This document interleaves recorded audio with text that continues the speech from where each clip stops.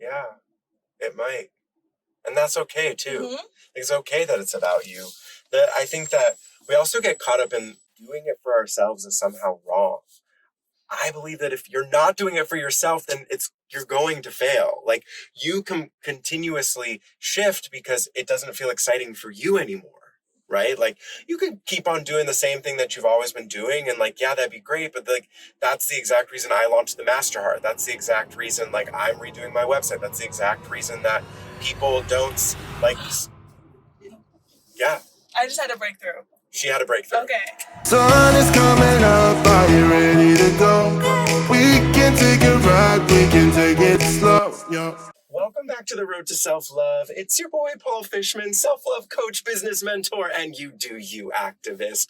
So honored and so excited because I have Ms. Loralei Bayette with me in the car. And Loralei, welcome to the road. Thanks for being here. Thank you so much for having me. Okay, sir. Okay.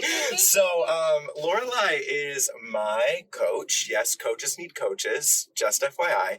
And she just migrated here from Miami to San Diego. And here's the tea, Loralei. I believe that self-love is the devotion to your individuality. It's showing up for yourself and as you want to be known. So I'm curious, how do you want the people to know you?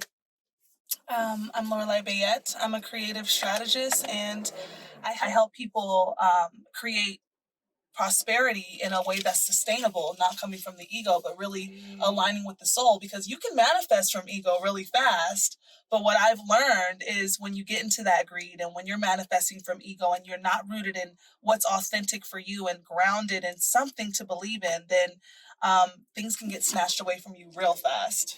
Oh, And yeah. that's humbling. Wait, let's talk more about that because I think that, when one of our first sessions, you really drove that home for me and you're like, we're currently in like this 3D realm where we're talking about manifesting the Range Rovers and the fancy vacations and all this stuff. And that's not where the magic happens. Like that's short-term stuff. I'd love for you to elaborate on that.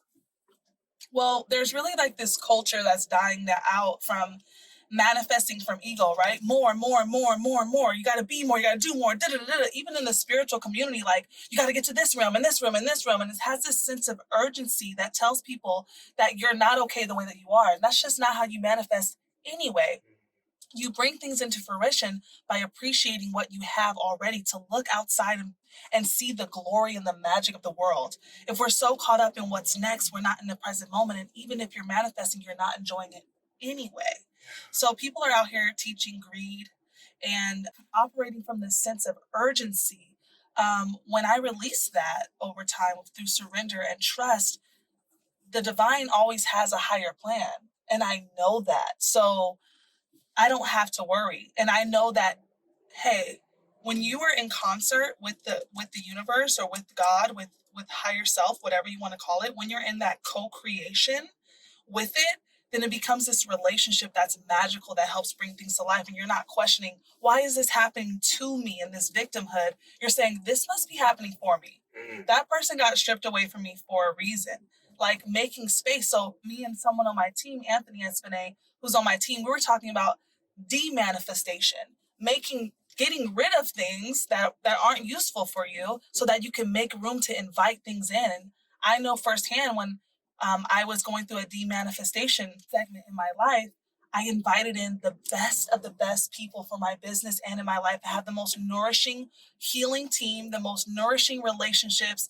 I couldn't be happier. I felt so alive. And that would have never happened if I was cluttering up my space with my ego's desire to have and hold on to things that weren't for me. Preach that. Mm-hmm. I like that idea of demanifestation. That's really interesting and a cool way to frame it. It's kind of like, it feels a little interesting to me, but I like the concept. Mm-hmm. I think that it's just like so different than anything you hear, like this whole idea that we can have whatever we want and there has to be room for it at the same time. Exactly. And where are you creating from? Are you creating from excitement or are you creating from lack? I need this. I have to have this. I don't have enough.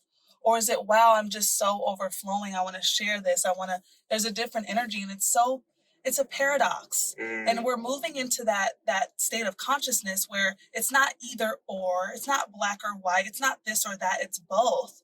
And so a lot of people have a hard time digesting these concepts because they don't understand that, hey, it's both. And we have to tune in to see when to utilize whatever strategy. So whether it's manifestation or demanifestation, and being really dropped in. And so when you create yourself as the tool, as the instrument, as the channel, then that's how you can drop me off anywhere in the world and I'm going to be okay. I'm going to figure it out because I've cultivated those things from the inside out. And so that's the kind of work that I do with my clients is, hey, I'm not going to give you some magic pill, some speed bullet to where you want to go. We're going to build this sustainably and authentically so that with or without me, you're thriving. We already built in the hardwiring, the programming. I mean, this all kind of like bubbles into the exact thing that I was saying at the beginning, where it's just like because of social media, because of Amazon Prime, because of all of these things, we want to click a button and we just want it all. And the things that are meant to come to us takes time. Like, the best things take time. And we're in a rush to go. Where are you in a rush to go? You don't want all your manifestations right now. Why would you want them all right now? Wouldn't be able to even enjoy them. Exactly. So when you get caught up, and we all do, right? Because we live in a society that is an urgent kind of society. When you get caught up in that urgency, you want to sit back and you want to reflect, like, where am I in a rush to go? Am I enjoying the journey? Am I in the present moment? Mm-hmm. So, you know, what I really like about you, and what really inspires me about you is just you're always in this continuous evolution, and you make it seem so effortless. You know, because what we've been taught and what I've been taught is like, find one thing, do it right, do it well, and that's it. Do it for the rest of your life. Like, I think that's generationally, like, my parents were very much about that life. And I'm realizing that doesn't work for me. But like, seeing you just like one day you're just like, I'm enrolling this program, the next day you're enrolling this program, and you're just like always just like doing it. I just love that. Like, how do you release yourself from the expectations that I feel like have just been like drilled into us? That's a good question. And thank you, by the way. You're welcome. I think I'm the type of person that's like, if they're zigging, I'm zagging. So I have this kind of contrarian kind of attitude. Even with what I was talking about with the demanifestation, Anthony was saying, like, in Zen teachings, if everyone's going this way, you wanna observe the opposite way. So I think that's part of it. But I go by my excitement, and I don't look at what everybody else is doing. I think that social media, in addition to, you know, the positive qualities, some of the more negative, subtle things that our subconscious mind picks up on is like comparison. And so when we're concerned about what other people are thinking and we're not here to be like everybody else. Why would you want to keep perpetuating what everyone else is doing and keep imprinting that into society when you could be paving the way? But none of this would be possible if I didn't have a healing team around me. The people around you, like, if you're just having these thoughts to yourself, you might think that you're crazy. Like, oh, I want to switch direction. I want to do this or I want to do that. Well, kind of what you said was like that your environment really dictates a lot of how you view and experience the world as well. You know, like, because you have this collective of healers, and even the clients that you surround yourself with, like, they're all like of a level that, you know, they're the best. Yeah, and you know, your vibe attracts your tribe. So when it comes to like switching things up, it's like I don't want to just stick with something when it doesn't feel right. Why would I do that? Basically, what I do with my business is I'm always expanding on how this could be better. Yeah. How can I make this experience better for the client? How can I get them to the very best level? And that's coming from such a pure place. And here's the thing. When we make things about ourselves, we experience a lot of pain. And that's when the ego's like, oh my God, like, what are people going to think? And da-da-da-da. But when you work to get to a self-actualized place, it's not about you anymore. And so some of the work that I do with clients is bringing them to that place of self-actualization where they can lead from a selfless place from their heart. When you're Maslow's hierarchy of needs, when you're not at that self-actualized place, it just means that you have more nourishment and more healings to do, because it might be about you right now. Yeah, it might. And that's okay too. Mm-hmm. It's okay that it's about you.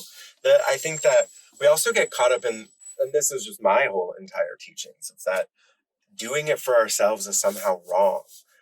I believe that if you're not doing it for yourself, then you're going to fail. Like, you can continuously shift because it doesn't feel exciting for you anymore, right? Like, you could keep on doing the same thing that you've always been doing, and like, yeah, that'd be great, but like, that's the exact reason I launched the Master Heart. That's the exact reason, like, I'm redoing my website. That's the exact reason that people don't, like, yeah. I just had a breakthrough. She had a breakthrough. Okay. You asked me that question. It took a second to hit home. It's not, the evolution of my business is a consequence of the evolution of myself. Because I'm always evolving, my reality has to shift. It's not really a goal, but a symptom of my own inner evolution. That's what I was just like, okay, where does the motivation come from? It's just, I'm evolving. I'm seeing what's doing. So this is an inside out job. It's not an outside in job. And a lot of America thinks on the outside in. I have to manipulate this to feel better, instead of saying, let me change my inner environment so that my outer reality changes with it. And so it's really just a symptom and just a consequence of me evolving as a person. And so that's what I tell people. You can get paid for your evolution.